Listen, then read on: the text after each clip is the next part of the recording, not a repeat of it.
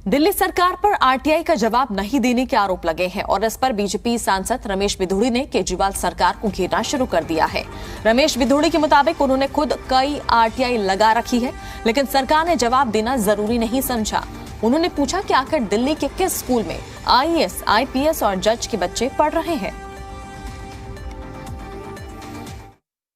हमारे साथ बीजेपी के सांसद रमेश बिधूड़ी जी हैं।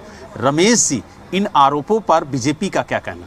नहीं, ये आरोप नहीं है, ये सत्य है कि आरटीआई एक्ट 2005 के तहत जब से कानून बना है दिल्ली सरकार के अंदर, अब ये जो नई सरकार आई है पिछले 7 वर्ष से, आप खुद आरटीआई लगवा कर देख लीजिए, अगर जवाब आ जाए तो कभी सेटिस्फैक्ट्री जवाब नहीं आता है। चलो सेटिस्फैक्ट्री मत दो, गोलमोल तो दो, जवाब ही नहीं देते हैं।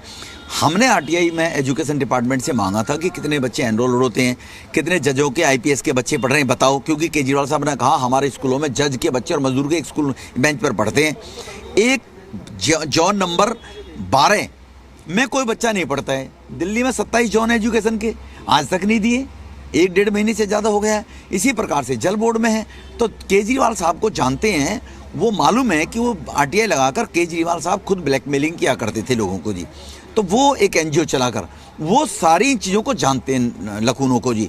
जानने के बाद उन्होंने अधिकारियों को आदेश किया हुआ है कि आरटीआई का जवाब देने की आवश्यकता नहीं है, कि आरटीआई में उनकी पोल खुलती है। उन्होंने जो लंबे लंबे वायदे किए थे लोगों को, झूठ बोला था, अब वो कुछ कर ही नहीं रहे, तो आरटीआई से जानकारी मिलेगी। लेकिन आम आदमी पार्टी तो आरोप लगा रही है कि बीजेपी के दबाव में ये नोटिस जारी किया गया है।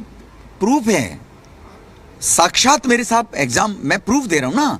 देखो, वो तो हर बात को यही कहेंगे, वो कुछ कहें तो सत्य है, बाकी बीजेपी आरोप लगा रही है। मैं कह रहा हूं ना, मेरे कार्यालय से 5 आरटीआई लगाई गई हैं, पांचों की पांचों आरटीआई में से 1 महीना बीत गया। 1 महीने के बीतने के बाद एक जोन का 1/27 एजुकेशन डिपार्टमेंट का आया जवाब, और जल बोर्ड का आज तक कोई जवाब नहीं आया, बाकी कोई हेल्थ डिपार्टमेंट का कोई जवाब नहीं, आते ही नहीं जवाब। तो इसीलिए केजरीवाल साहब झूठ बोलकर हर राज्य में हर तरह की जो बड़े से बड़ा झूठ होता है वो बोलते हैं, मैं ये करूंगा, मैं वो करूंगा। पानी के बिल आ रहे हैं, आपने कहा मैं फ्री बिल पानी दे रहा हूं, मैंने ट्वीट किया कल, मेरा ट्वीट पकड़ लो आप।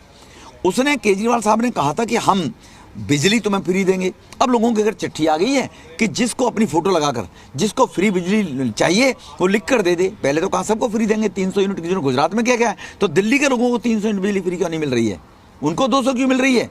उन्होंने बाहर कहा है कि मैं दिल्ली में सभी महिलाओं को पेंशन दे रहा हूं। दिल्ली में आप चेक कर लीजिए, जो इनकी ऑनलाइन ओल्ड एज पेंशन का वो है, ऐप है या पोर्टल है, वो बंद पड़ा हुआ है।